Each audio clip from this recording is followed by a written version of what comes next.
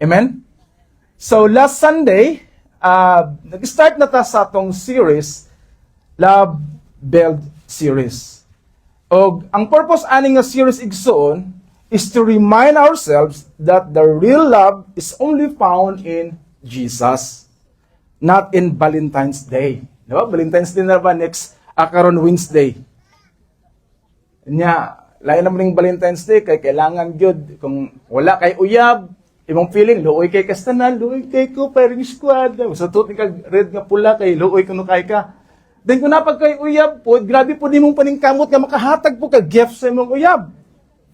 In fact, ang Valentine's Day igsoon is a pagan practices na it is a celebration of Juno Fructifier, queen of the Roman gods.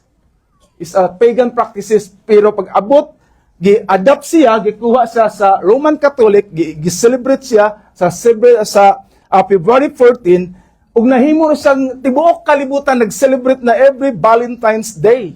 No? Ug ingon din sa one article, ingon siya nga is Valentine's Day is a big business. Kaya ang Valentine's Day Valentine's Day is the 5th largest consumer spending event in the United States after the winter holiday and Mother's Day. People are estimated to have spent $23.9 billion on Valentine's Day in 2022, up from $21.8 billion in 2021, and the second highest year on record. Grabe, no? Grabe ang kwan. Siyempre, pag palitan mo imong wife, dahil kay mga regalo, o gusto ka magpakasal, ayaw yung pakasal og Valentine's Day kay mahal kayong bulak. No? Ma-times 3, ma-times 4 ang price sa bulak ana. So in other words, kita mga igsoon, ang Valentine's Day, burag na culture na nato nga kailangan kita mag-spend og time ani, mag-spend gid mo, gasto gid ta. Burag na siya og Christmas. But, kung i-trace na to ang history, Valentine's Day is celebrated as a pagan goddesses nga ilang celebration. That is why, ang atong mga batanon gani karon, pag Valentine's Day na, kakataranta na pud sila. No? I remember when I bata pa ko, yung first siguro ko to na in love, nga burag yung ko kanang basta Valentine's Day, mangita di ko pa maagi, makahatag ko og gift. Mangita ko pa maagi gud nga mapansin ko. Di ba? Sa kung saan lang mong buhaton para ka mapansin. Ang imuha pong gapanguyaban, magpapansin pod. No? Og miabot ang panahon, nakita mga batanon, so of course, kitang tanan, miagi mo taga mga batanon, hasta labi na usab karon. Usually, ang mga batanon yun, is dili sila ka-recognize, dili sila makadetermine, love ba ilang gibati or infatuation lang. No? Ang infatuation igsoon is an intense but short-lived passion or admiration for someone or something. Di ba? An intense, kanabito makita ka, gwapo kayo nga, kilig to the bone, wow!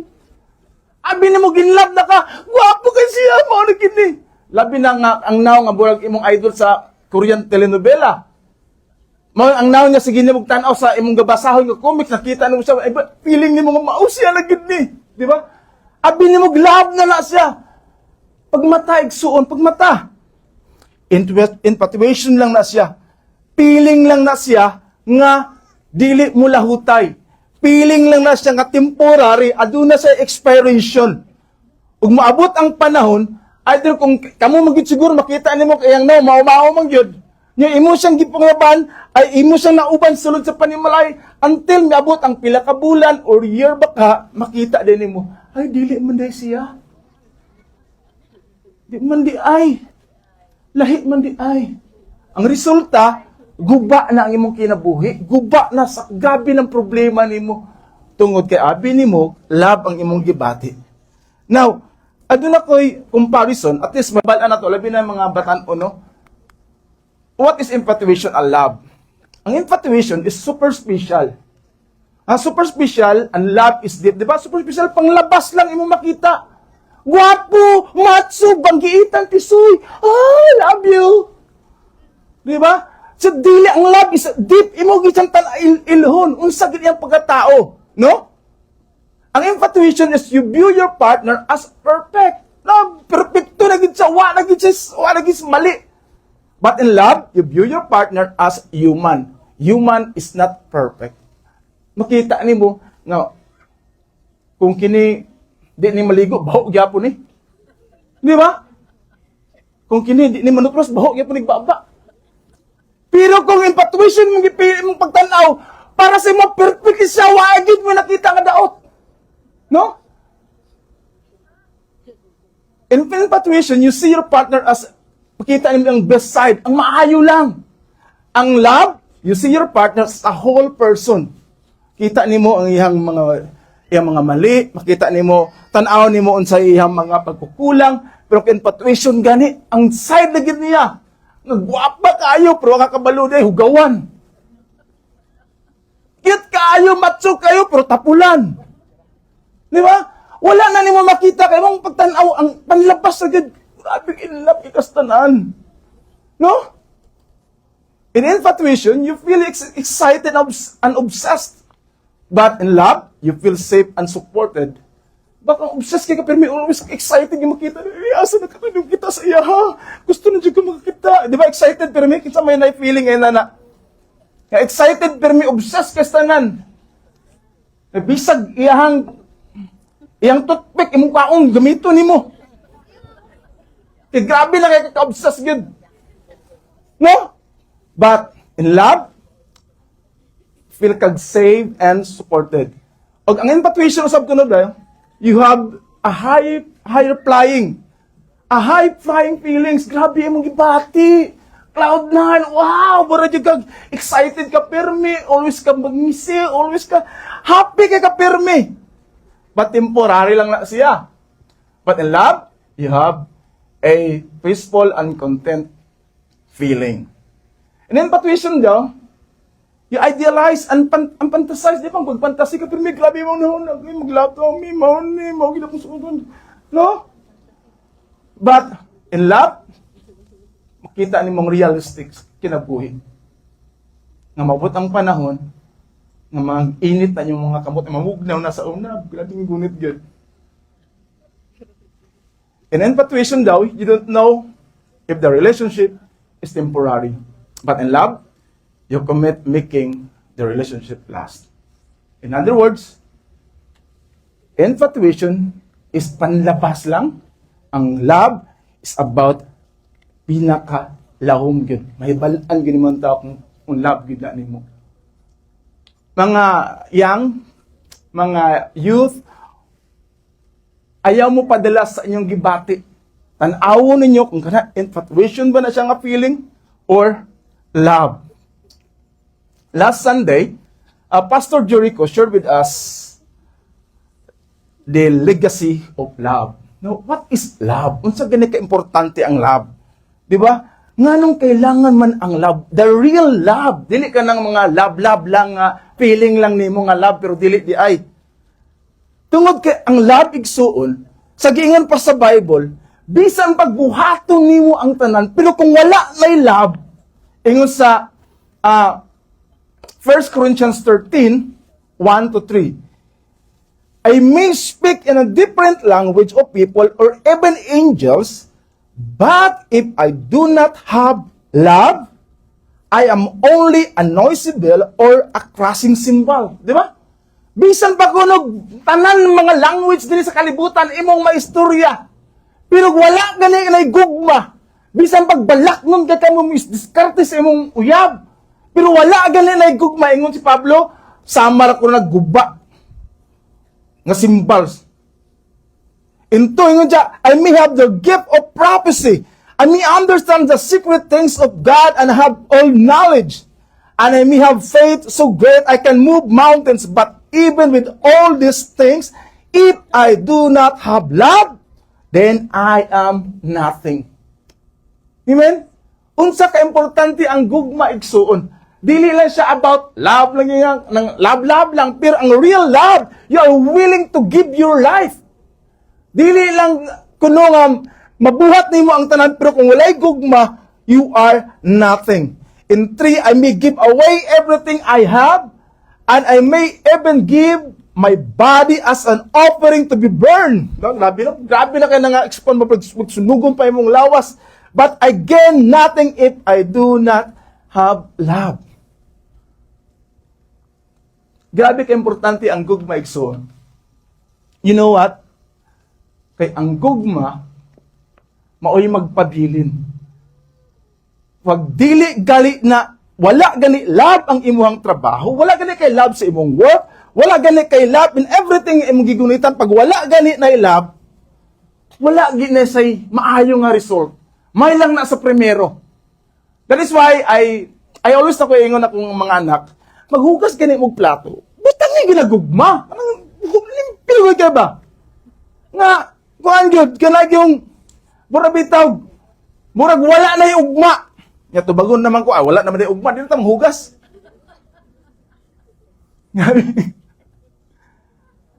Di ba?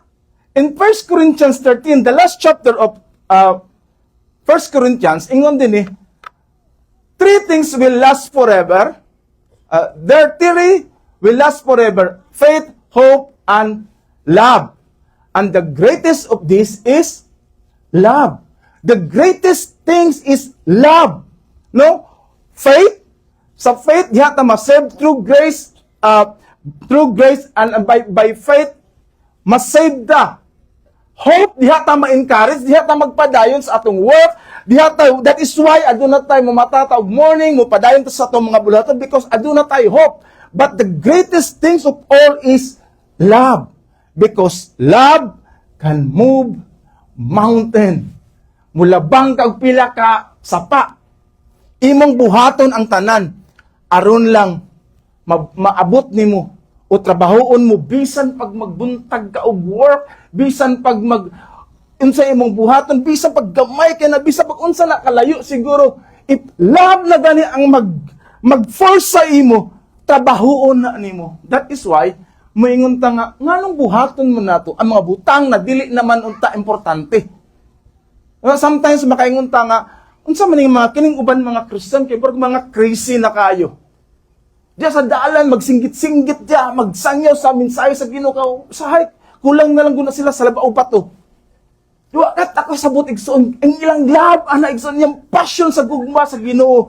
Dili nila mapugnan ilang ipagawas na. That's love. Kaya ingon si Ray Bradbury, ingon siya, love is the answer to everything. It's the only reason to do anything. Love is the answer to everything. Kung walay gugma, di gid nimo mabuhat. Di nimo makuha ang answer. Ngano mang buhaton man na niya. Pero kung aduna kay gugma, may balaan mo nganong willing siya magpakamatay ana nga trabaho. Nganong willing siya magpakamatay ani nga ministry. And it's only the reason to do anything, even your family. That is why makita nimo igsoon ang pamilya sa luyo sa ilang kawadon, kapaningkamot. Ang isa ka tao maningkamot sa because of love. In 1 Corinthians 13, 4-7, love is patient and kind. Love is not jealous or boastful, or proud or rude. It does not demand its own way. Di ba? Dili siya moingon nga, mahal akong gusto. It is not irritable, and it keeps no record of being wrong. It does not rejoice about injustice, but rejoices whenever the truth wins out. No, malipay siya kung adunay truth nga maoy magpatigbabaw. Love never give up, never lose faith, is always hopeful, and endures through every circumstances. Mauna ang gugma igsoon, ang tinuod na gugma nga gikan sa Ginoo, nga which is maoy ingon ni Pablo nga dapat maoy puy-an nato as a Christian, nga kini nga klase nga love. We are willing to extend our hands sa mga taong nagkinahanglan. We are willing to sacrifice our time. We are willing to sacrifice para lang nga mapaabot nato ang gugma sa Ginoo. Amen? This kind of love is agape love. Morning agape love igsoon. The selfless, the unconditional love of God. That is why agape love can build a family. And this is our title for today's message. Love builds the family. Love builds the family. Pamilya, ang pamilya igsuon nga tinukod gani sa gugma. Pag ang gugma gani ang ang gugma mo naglakaw sa pamilya, bisan pag unsa pay circumstansiya, struggle, challenges, problem, difficulties sa life, magpabilin gina sila. Magpadayo na because that's ang real love mo nagunit ni ana. Pero kung wala gani ng real love, I love you because you are beautiful. I love you because you are na kay bank account. I love you because na kay bank ground. Pag-abot sa panahon igsoon, ang imuhang problema, pag go na gali na, mawala ang beauty sa imuhang panglantaw. Because ang imuhang gibakti is dili na siya gugma, kung dili selfishness lang na gusto na nimo. Nakoy makita igsoon, makita nimo ang mga, especially kini mga foreigner nga magminyo og sa Pilipinas po, kini po mga Pilipina nga mga banggiitan kayo, mga master kay mangilad, no? Mga abi po nila ang taon na mga apam po ta, mga Amerikano po ta, mga puti po ta, abi nila naka-jackpot sila sa Pilipinas kay according sa ilang pagtuong, ang mga Pilipina is mga buutan, mga may muatiman. But may mga Pilipina nga grabe po. Pag wala na sila makuha, luoy na kayang tigulang yung taong. Biyaan rin nila. Kaya nahurot naman. No? Mauna ang pinaka pangit igsoon. Now, family, ever since igsoon, ang pamilya gyud is, ever since the beginning, God has instituted the concept and design of the family. Ang Ginoo gid may nag-design sa pamilya nga unsa gid ang pamilya. Siya gid ang nag-ingon, bagay siya ang nagbuhat sa pamilya nga inani dapat ang pamilya. In Genesis chapter 1:28, ingon dinhi, God blessed them and said, "Have many children and grow in number, fill the earth and be its master. Roll over the fish in the sea and over the birds in the sky, and over every living things that moves on the earth." In other words, igsoon, mao gini ang original design sa pamilya. Ang Ginoo may nagbuhat ani. But because sa sala, remember, kini giingon sa Ginoo, wala pa nakasala si Adan ug si Eve. Wala pa sila nakabuhat og sala ani. But because sa sala, naguba ni nga disenyo, naguba ni nga design na pulihan ni og mga kasakit. Og mabasa nato igsoon from the Old Testament, tungod sa sala, daghan pamilya nga naguba. Excuse me.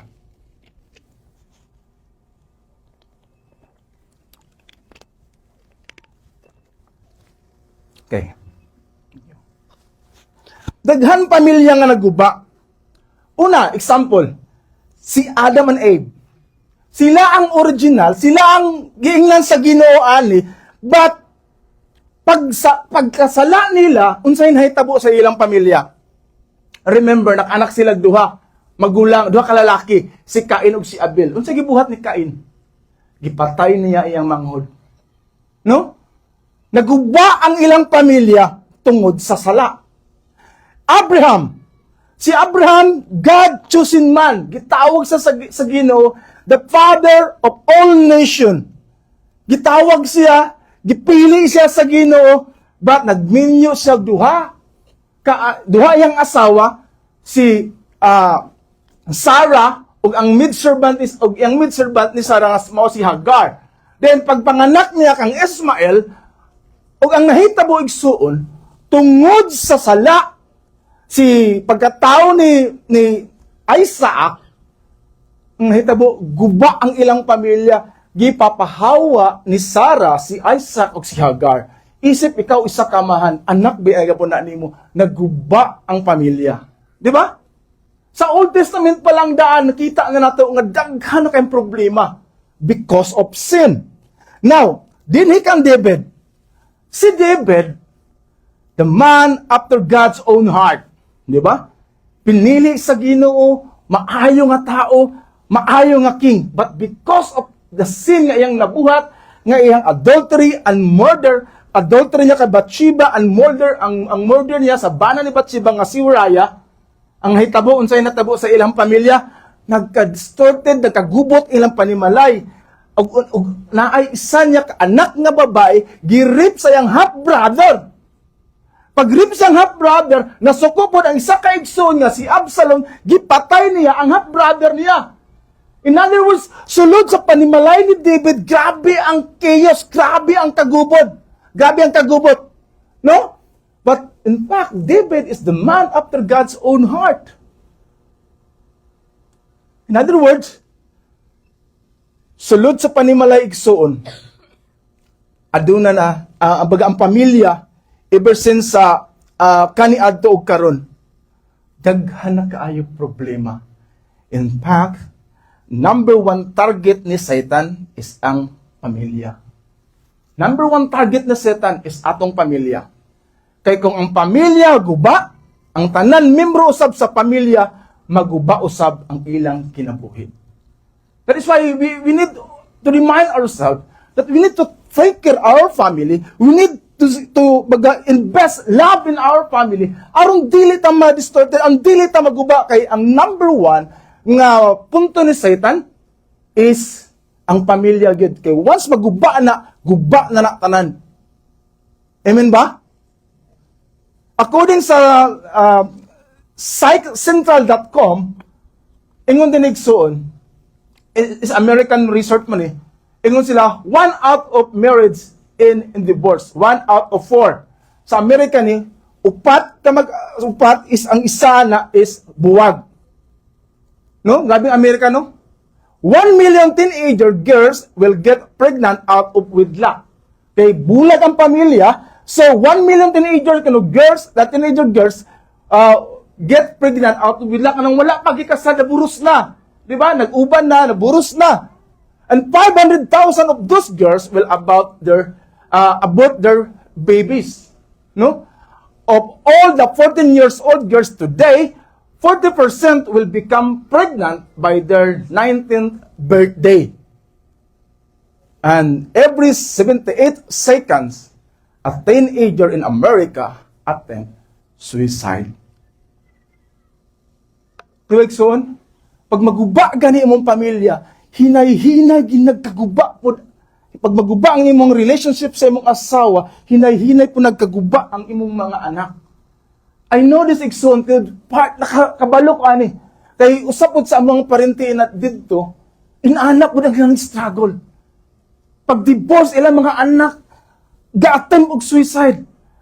Always depressed, always dili na nila maistorya og tarong, always naay kasuko. Sige na og suicide. Why? Because guba ang pamilya ug mauna ang gabuhaton ni Satan. Mao nang ingon ni Jesus, the thief come only to steal and kill and destroy. Di ba? Thief is Satan. Si Satan ay ang tuyo, yung purpose to kill, to steal, and kill and destroy. Maunang purpose niya, gubaon niya ang imong relationship sa Ginoo, gubaon niya ang inyong relationship sa mag-asawa, gubaon na inyong pamilya, patyo niya ang inyong relationship as a family. But here's a good thing, Igsoon. Mangingon ni Jesus, I have come that may have life and that have it to the full. Amen? Ang atong paglaom is only Jesus. Dili na to kaya by our own because Madisib ta sa tong heart. Be careful your heart. Ingon si Jeremiah, your heart is deceitful above all things. Abi ni mag-okay ka, abi ni magmahayo imong heart, abi ni magtama ka, abi ni mag-insakto ka, gidisip lang ka sa imong kasing-kasing igsuon. Because in nature, we are sinners. We are selfish. We are, kanang gusto lang nato, kita ang matuman. That is why, ang ingon sa Ginoo, careful. Kaya ang si Satan, ang iyang purpose, sigubaon yun ang atong pamilya.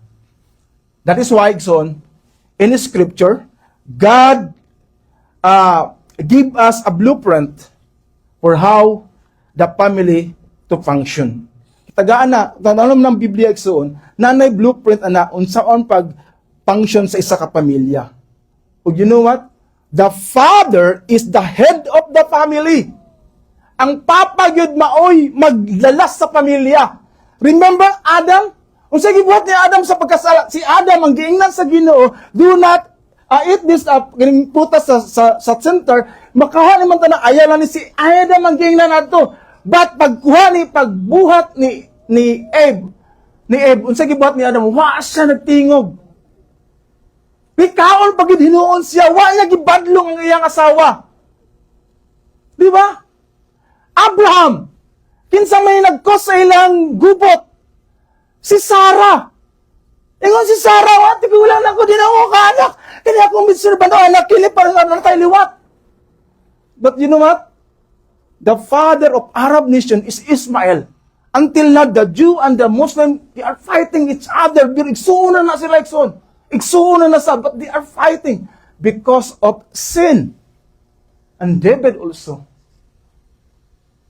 David, because nagpadala siyang feeling, nagpadala siyang ibati, nakita niya si Bathsheba, naligo, gwapa kaayo, puti kaayo.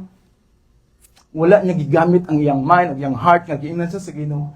Man, after God's own heart, I place you, David, na nakuhan ko sa imo. Diba, sa time nga, si David, sa bata pa siya, grabe iyang worship sa Ginoo. Sa time nga, napil din niya si Goliath. Pero pag abot sa panahon siyang kinabuhi nga, medyo, miabot sa punto siyang life, nga wala na siya naminaw sa Ginoo. Wala na siya naminaw sa istorya sa Ginoo. That is why, iyang gipapatay ang husband ni Bathsheba. Og, ang kaso ni David, murder, ug ang sin. Og sin. The father is the head of the family, together with his wife, raises his children in a home where Jesus Christ is the focus. Father, kung isa'y papa din, isa'y father din. Our role, ang atong role as a father, kita ang mag-lead sa atong pamilya, paduol diha sa Ginoo. Kaya kung isa ka kaamahan, wala gani kay pakialam ana, harbiso na nimo igsuon. Moabot ang panahon nga matingala ka, nganong nainali naman niya akong pamuyo, nganong nainali naman niya akong anak, kaya wala ka nag-invest og time sa imong mga anak, wala nimo sila gitudluan, kung saan pagpanginabuhi, dili sulod sa panimulay, nga papaduol sila sa Ginoo. That is why, as a father, mauning pinaka-importante, the Bible is the most important book in the home. Ang Bible ang pinaka-importante nga libro, dili ang Facebook. No? Kung ang mag-lead ana igsoon, ang responsibility ana is ang amahan ug ang inahan nga madala nila ilang anak diha sa buluhaton o pakaila sa Ginoo. Ingon si N.T. Wright, unsa kay importante ang Bible niya? The Bible is the book of life, of my life. It is the book I live with, the book I live by, the book I want to die by. Inanak importante ang Bible. Because sa Bible, naadi ang life, naadi ang kinabuhi. Diha nato mailhan ang Ginoo isuon. That's why time, pag ilan nato sa Ginoo, we are too much busy. Busy, pag uli sa balay, busy. Pag uli sa balay, busy. I remember noon sa istorya, tungod sa iyang ka-busy, gidala na iyang trabaho sa balay. So ko kayang asawa. Unsa bang ka nga nagdala mong trabaho sa balay? Sige, padali, magulis sa tag-iya lab. Ikaw nag-i-embalmer, kita nagpatay sa balay. Grabe ka, busy, dala lang patay sa balay.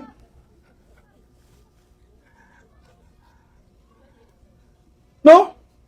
friend, inani, in Deuteronomy 6:5, chapter 6, 5 to 9.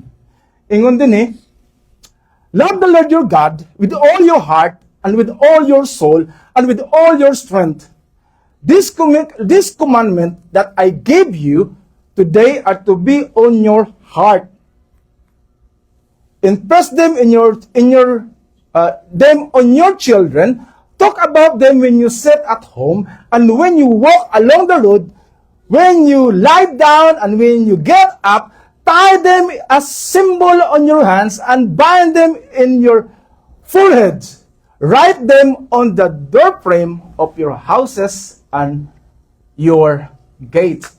Kiniigsoon gabi ni sa nga word king sa mga Hebrew o mga Jews, giliteral gid nila ni gibutang gid nila ni ang libro di sa ang Bible silang agtang. Kita mo na mga Hebrew nga na sila country, Bible na giliteral gid nila nga gibutang dinhi. But actually, the Bible said, ang point lamang ani igsoon, nga importante kaayo, nga mabinla na to ang atong anak, mo ni ang pinaka most important treasure na atong mabilin sa atong pamilya, ang pulong sa Dios. Maunang pinaka-importante kay friend. Believe you me, 100 years from now, di na kamailhan. Wala yung makaila sa imo, 100 years from now, patay na tantanan. But the question, unsa imong mabilin sa imong mga anak? Matigulang ka, makita nimo sila, nag-serve pa ba sila sa church? Makita nimo sila, maayo pa ba ilang kinabuhi? Naaba sila nag-alagad pa ba sila sa Ginoo? O makita nimo, nagkawatak-watak na sila? What happened to America? Ang kanadong America is, giingon sila, nga ang America is a great nation at 1940s, 1930s, sila ang pinakagrabing musangyaw sa mensahe sa Ginoo. They are the great nation. And I think one of the philosophers from Europe, ato siya sa America, nakita niya nga, the secret of America is not their economy. The secret of America is not their kining ilahang education. The secret of America, ang ilang pulpit, ang ilahang church, magkalayo. Mag-serve sila sa Ginoo, magwali sila sa Diyos. Grabe lang espiritu. Maunang sikreto sa Amerika. But pag-abot sa mga pila ka years, America is hinay-hinay sa down. Hinay-hinay na.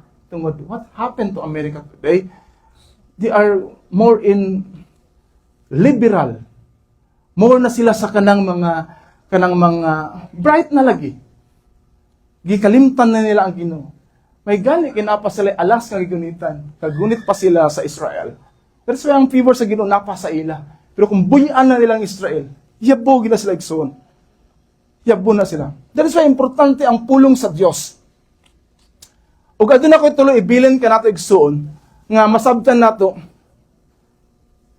tulo ka butang nga akong ibilin na to understand more about love builds the family. Una, we must learn to love the Lord God God as a priority. Atong tunan igsoon nga kailangan prioridad gid nato ang Ginoo. Siya gid ang unahon nato igsoon. Before anything else, siya gid atong unahon. In Deuteronomy 6, love the Lord your God with all your heart and with all your soul and with all your strength. In other words, as a Christian, we must prioritize our love for the Lord. Or love for the Lord God above all else. Siya gid ang una igsuon. Jesus defined this as the greatest and most important commandment, di ba?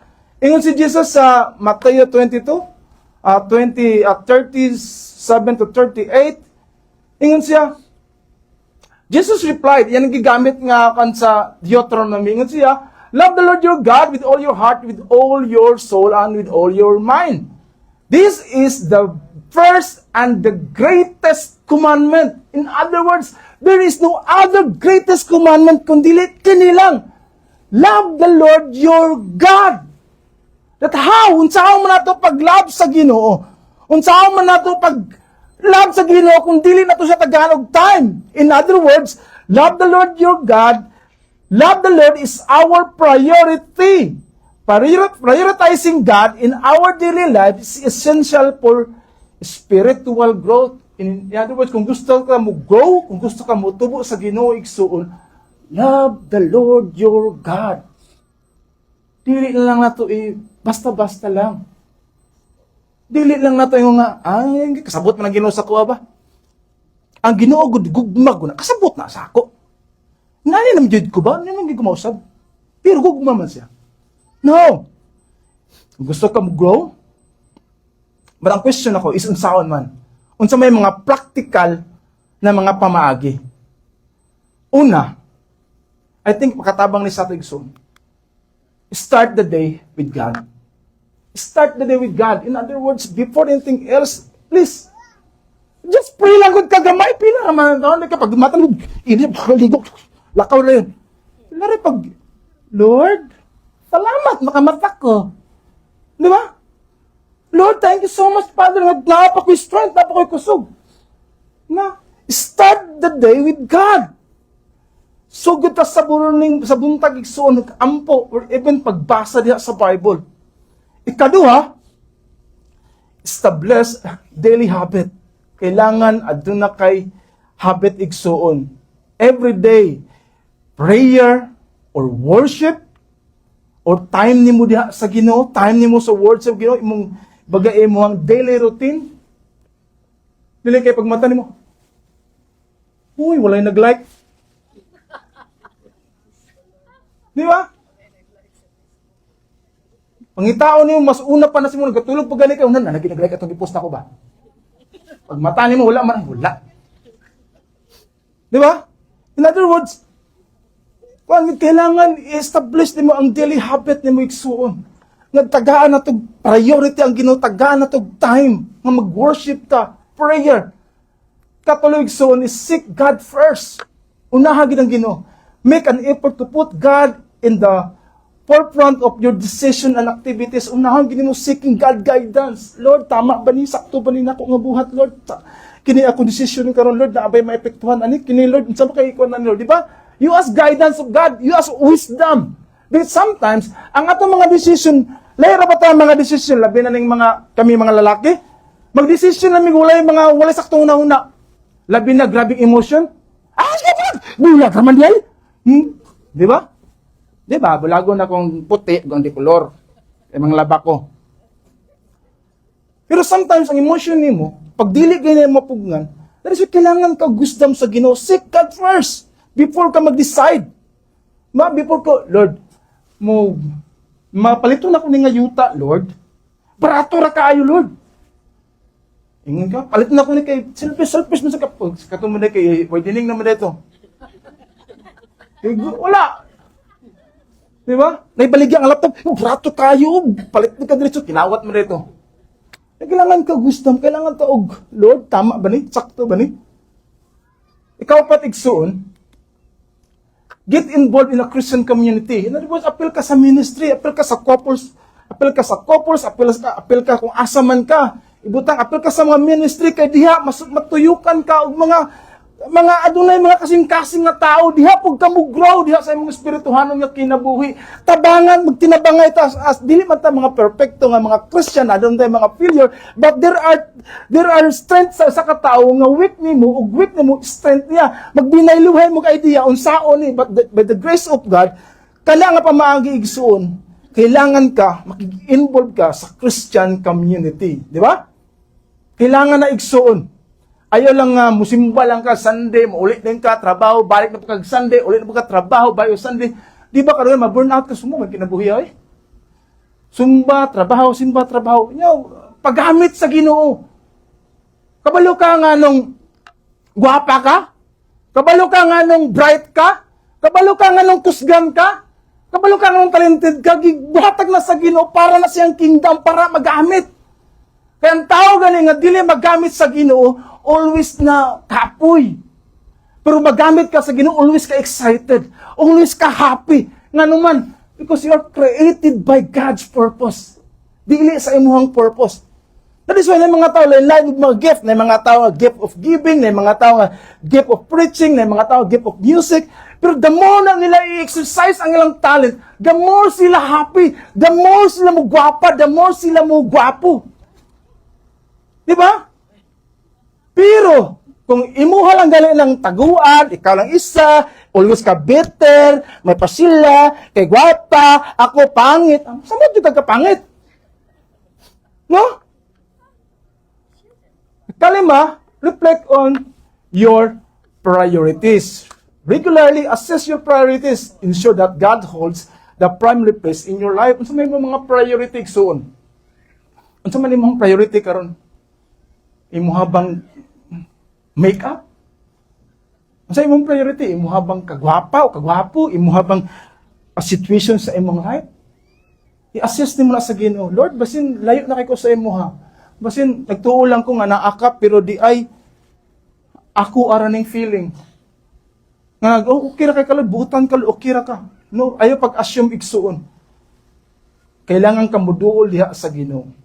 Because, sa gingon pa nako, love the Lord your God with all your heart, and with all your soul, and with all your mind. In other words, dili 99%.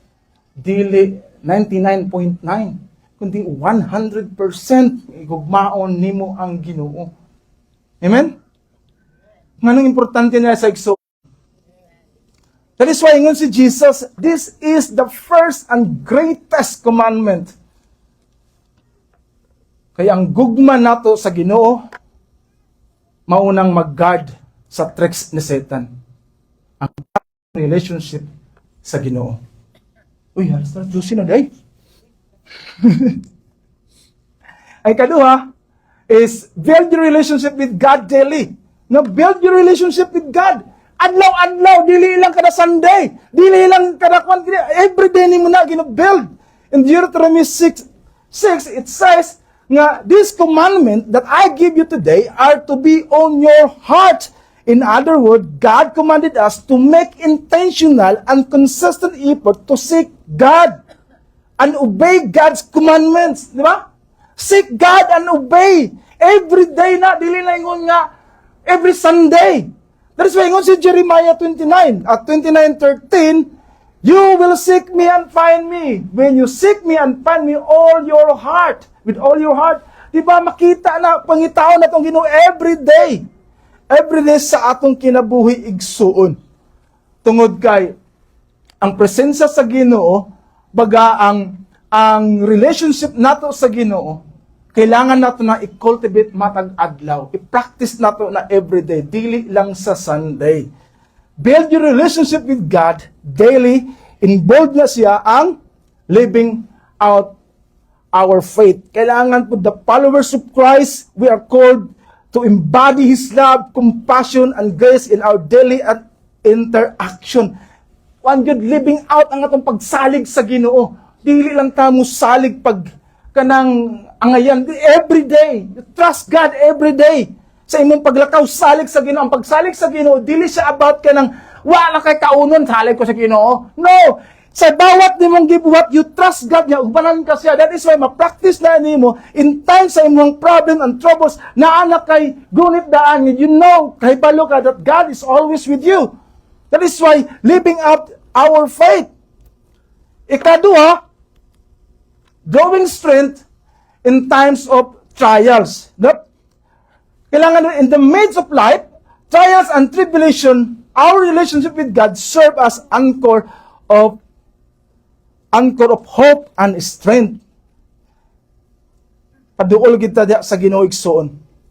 I-exercise nato atong faith o atong strength sa panahon diha sa Ginoo kay atong hope and strength mao'y hatag ka nato.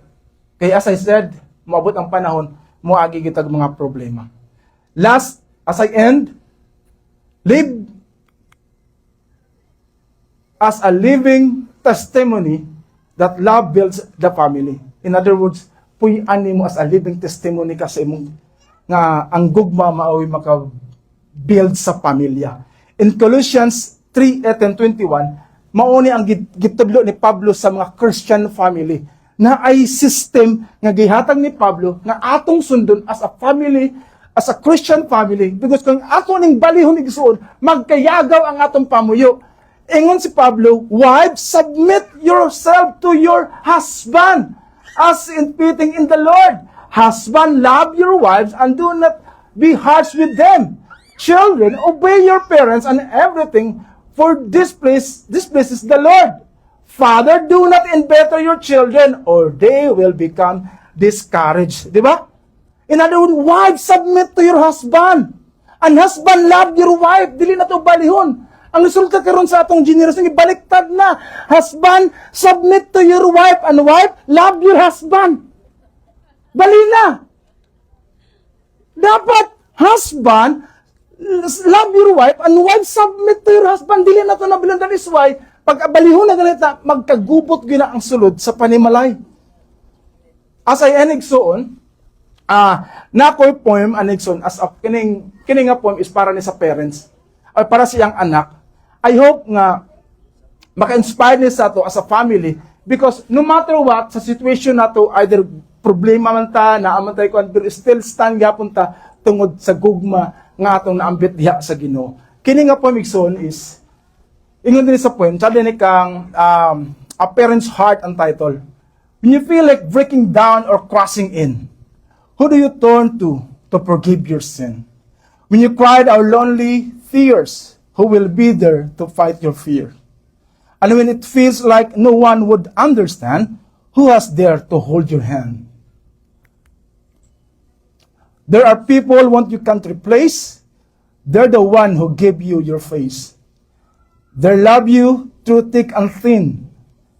They show you the light from deep within. And if by chance you happen to die, they'll be the ones who will really cry. You see, my friend, there's no one who can love you more than your very own parents, that for sure. Always remember this is true, that whatever you go, your parents will be there for you. As I end, na ako isa ka video clip, gamay lang, 2 minutes lang, nga itong makita. Just share lang na. Pinaka-importante, dili man ta magka-sinabot, naaman tayo mga conflicts sa isa't isa, but we still a family. Amen? That is why love builds the family. Importante na ito. Let us pray.